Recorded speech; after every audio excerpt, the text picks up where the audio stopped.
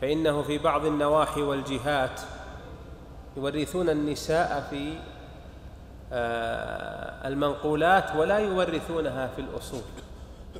في الأراضي والمزارع والبيوت لا يورثون النساء، ويورثونها في المنقولات كالدراهم والذهب والفضة والأثاث وما إلى ذلك.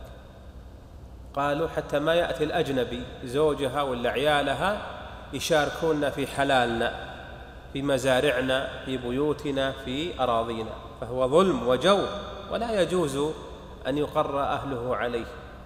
بعضهم يلبس على الناس يقول هي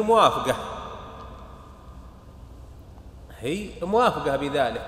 نقول إذا عوضتها عن الأرض أو عن المزرعة أو عن العقار بدراهم ورضيت لا بأس، وإن طابت به نفسا أصلا لا بأس. أما هي راضية من باب الغصب، لا تريد أن تقهر أهلها أو تعصي أمها أو تخالف إخوانها، فهذا ليس برضا.